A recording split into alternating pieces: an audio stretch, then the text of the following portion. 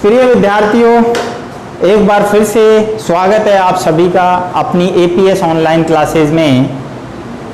बड़ा अच्छा लग रहा है, आप लोग जवाब दे रहे हैं और उसी दुगने जोश के साथ हम आपको वीडियो अच्छे से अच्छा प्रोवाइड कर रहे हैं।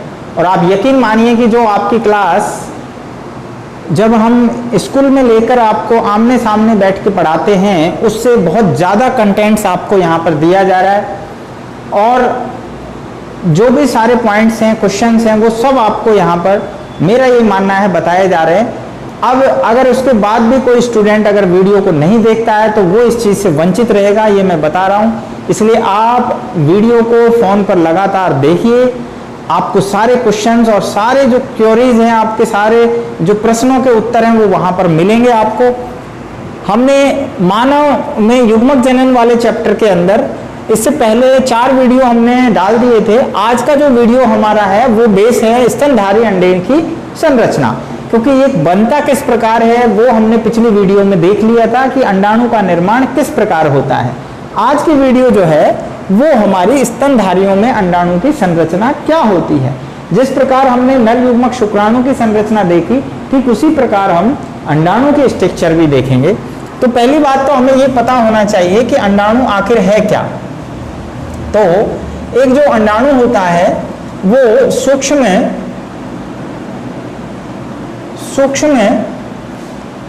अगुणित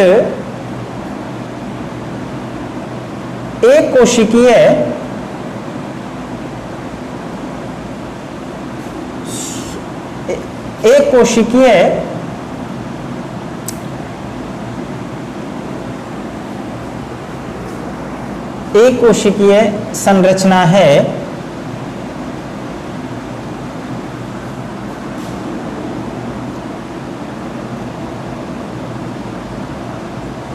स्तनधारियों में अंडा सूक्ष्म पीतकी, आजकल हम इसको अपीतकी कहते हैं, अपीतकी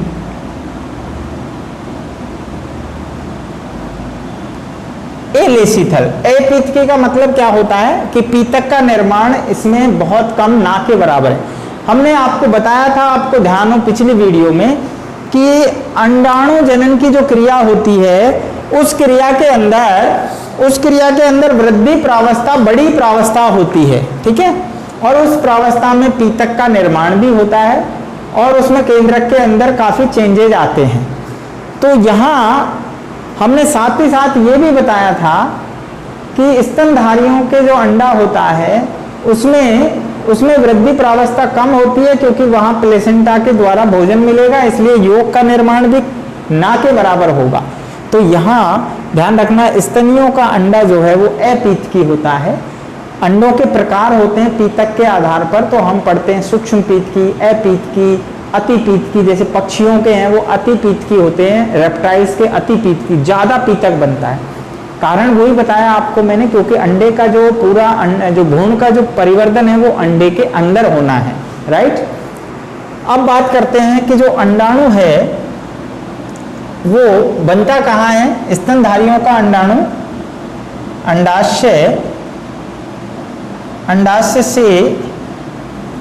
अंडाशय से 14वें दिन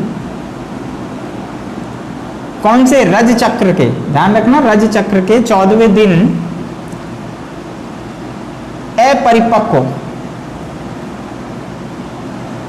अपरिपक्व अवस्था में बाहर आता है। और ये अवस्था कौन सी होती है, ये द्वितीयक oocyte अवस्था होती है। द्वितीयक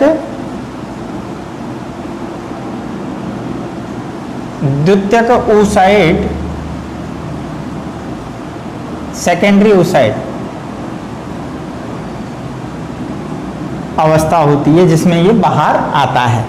तो ये चीज हमने पहले वीडियो में भी आपको समझाई थी कि किस प्रकार ये क्वेश्चन पूछा जाता है कि अंडाणु जो है वो कौन सी अवस्था में अंडाशय से बाहर आता है अंडवाहिनियों में। तो सेकेंडरी oocyte अवस्था में, ठीक है। सूक्ष्म होता है, बहुत छोटा होता है आकार, अगुणित है, हैप्लॉइड होता है, गुणसूत्रों की संख्या आधी होती है, आपको बताया अर्धसूत्री विभाजन के बाद बनता है तो आधी रहेगी। एक कोशिकीय होता है, यूनिसेलुलर है और अपीतकी होता है, यानी पीतक ना के बराबर है। अंडाशय से रज चक्र के 14वें दिन जो है ये अपरिपक्व अवस्था में, जब ये बाहर आता है तो परिपक्व नहीं होता है, ध्यान रखना, परिपक्वन बाद में होता है और उसके बाद ही जो सेकेंडरी अर्धसूत्री विभाजन है वो भी इसके बाद ही होता है। संरचना की अगर हम बात करें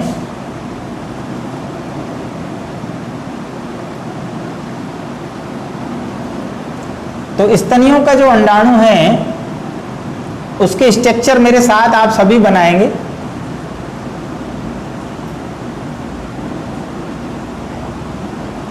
नामांकित चित्र भी बोर्ड में पूछा जा सकता है, ध्यान रखना।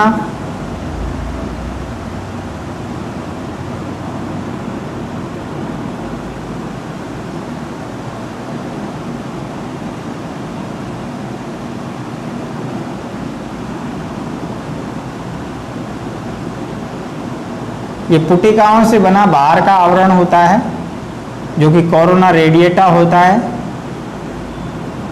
आपको कई बार बता चुके हैं कोरोना तो कोरोना बाहर नहीं जाना है तो बाहर का आवरण कोरोना रेडिएटा, याद रखना, बहुत आसान है। इतना सरल तरीके से आपको बता दिया। बाहर का आवरण कोरोना रेडिएटा, जिसको अरियक्रीट भी कहते हैं। और यहाँ पर आप देख रहे हैं इसमें ये केंद्रक होता है और अर्धसूत्री विभाजन जो है सेकंड इसमें प्रारंभ होने लगता है क्योंकि ध्रुवीय का ये बनना शुरू हो जाते हैं तारक केंद्र से। ये नजर आ रहे हैं बनते हुए।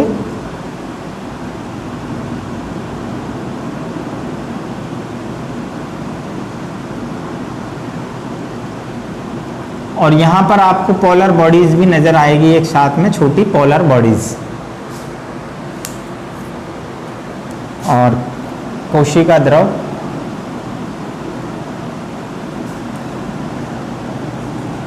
ये बाह्य आवरण है, इसको हम कहते हैं कोरोना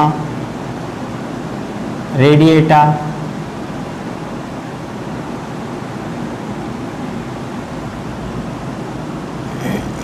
ये पुटिकाओं से बना है, जबकि अंदर वाला जो है ये कहलाता है जोना पेलुसुडा।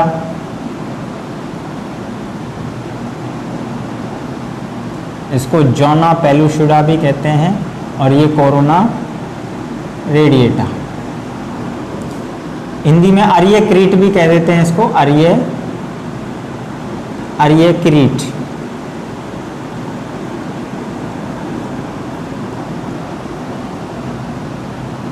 अगुणित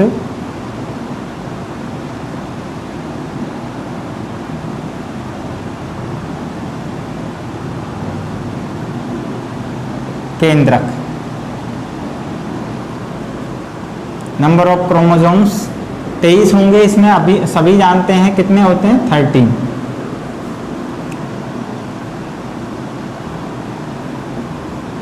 कोशिका द्रव्य साइटोप्लाज्म,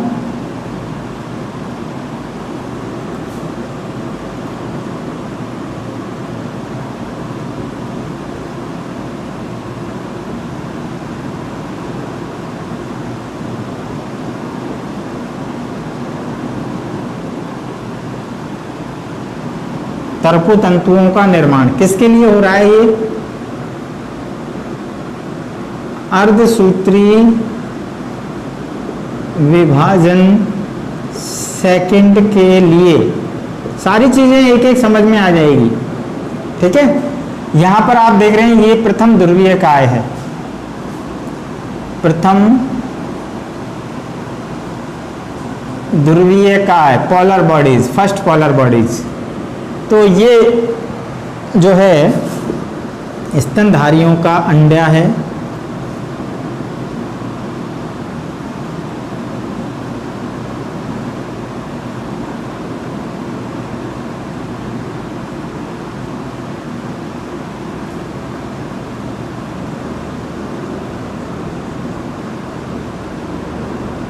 द्वितीयक ओसाइट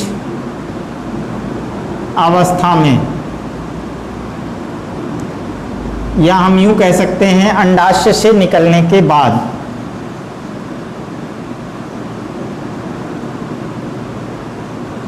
अंडोत्सर्ग के समय, अंडोत्सर्ग के समय।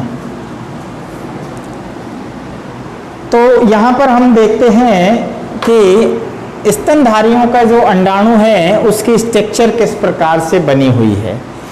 एक बार मैं आपको पीछे ले जाता हूँ।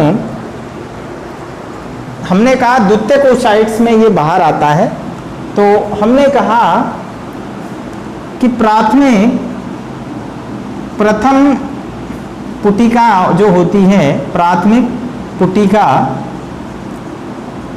अंडाशय के अंदर, ये बनती है द्वितीयक पुटिका,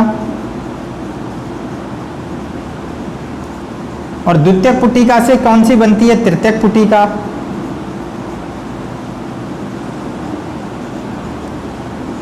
और तृतीयक पुटिका जो होती है उसमें, तृतीयक पुटिका में आप जानते हैं कि इसके अंदर बाहर आवरण होता है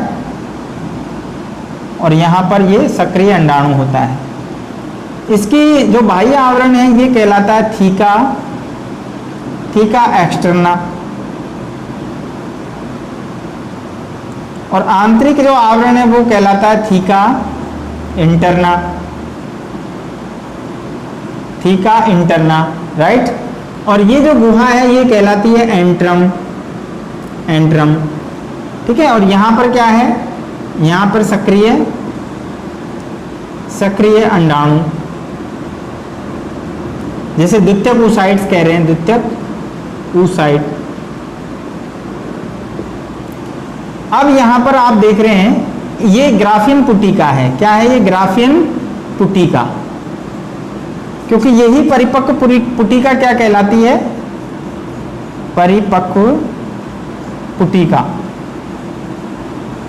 यही ग्राफियन पुटिका है। और अब इस पुटिका के अंदर क्या होता है?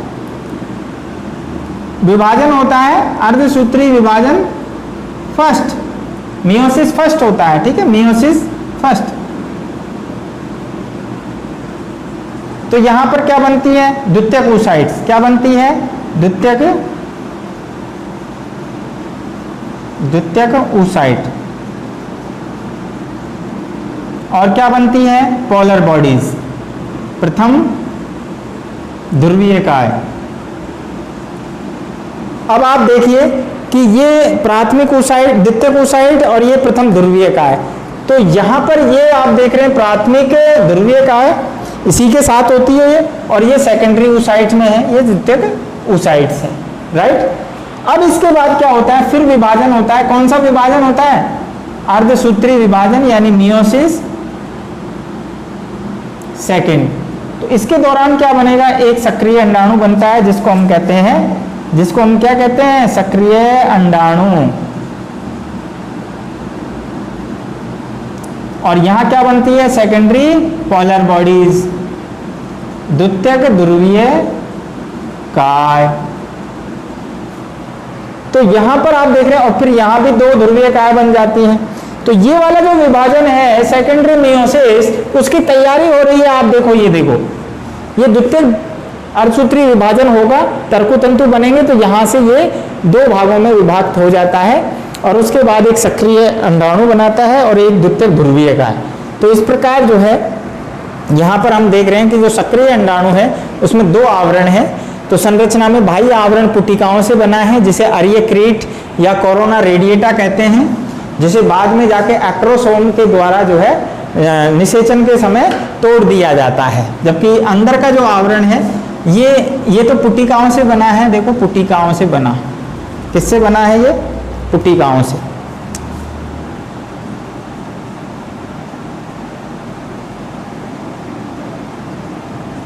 और ये किससे बना है? ये अकोशिकीय होता है, अकोशिकीय, पारदर्शी, पारदर्शी, राइट। ये अकोशिकीय पारदर्शी होता है, जोना पेलुसिडा। और इसके भीतर अगर हम बात करें तो यहाँ पर प्लाज्मा मेम्ब्रेन होती है। इसके अंदर क्या होती है? प्लाज्मा मेम्ब्रेन, जो इससे चिपकी होती है, हमें दिखाई नहीं देती है, ये प्लाज्मा मेम्ब्रेन है, राइट। और इसके अंदर जीव द्रव होता है जिसे कोशिका द्रव कहते हैं, अगुणित केंद्रक होता है जिसमें गुणसूत्रों की संख्या आधी होती है। मानव की बात करें तो n बराबर 23, क्योंकि मानव के स्तन का अंडा जो है हमने यहाँ चित्र के अंदर दर्शाया है। और यहाँ आप तर्कुतंतु देख रहे हैं जो कि आगे के सेकेंडरी जो मियोसिस है उसकी तैयारी कर रहे हैं, और प्रथम ध्रुवीय का यहाँ पर दिखाई देती है जो आगे चलकर विलुप्त हो जाती है, जिसका कोई आगे भविष्य नहीं होता है। तो इस प्रकार जो आज की वीडियो है हमारी वो अंडाणु की, सक्रिय अंडाणु की संरचना। ध्यान रखना द्वितीयक ओसाइट अवस्था में ये अंडाणु से बाहर आता है। तो एक बार फिर से देख लेते हैं कि स्तनधारियों का अंडा सूक्ष्म होता है, अगुणित है, एक कोशिकीय संरचना है, और ये जो है अपीतकीय होता है। अंडाशय में 14वें दिन जो है अपरिपक्व अवस्था में बाहर आता है, जो कि द्वितीयक ओसाइट अवस्था होती है। ठीक है, और इसका निर्माण किस प्रकार होता है ये हम कई बार बता चुके हैं आपको। बाहर का आवरण जो है कोरोना रेडिएटा, अंदर का जौना पैल्यूसुडा होता है। ठीक है, तो मिलते हैं नेक्स्ट वीडियो में, लेकिन क्वेश्चंस तैयार हो जाइए क्वेश्चंस के लिए। तो 3 क्वेश्चंस हैं हमारे यहाँ पर। पहला क्वेश्चन, मानव अंडाणु पीतक के आधार पर कैसा होता है। तो अभी आपको इससे पहले जस्ट वीडियो के अंदर पूरे क्वेश्चंस बताएं। अंडाणु का बाह्य आवरण किसका बना होता है, डायग्राम में आपको दिख रहा है। अंडोत्सर्ग के समय अंडाणु कौन सी अवस्था में होता है, ये भी आपको डायग्राम के अंदर मिलेगा। तो लगभग सारे क्वेश्चनों के आंसर आगे की वीडियोस और भी इंपॉर्टेंट होने वाली है, जिसमें हम निषेचन क्रिया पढ़ेंगे, निषेचन की कार्य की पढ़ेंगे, भ्रूण का परिवर्धन पढ़ेंगे। तो तब तक लगातार देखते रहिए अपनी एपीएस ऑनलाइन क्लासेस। मिलते हैं नेक्स्ट वीडियो में।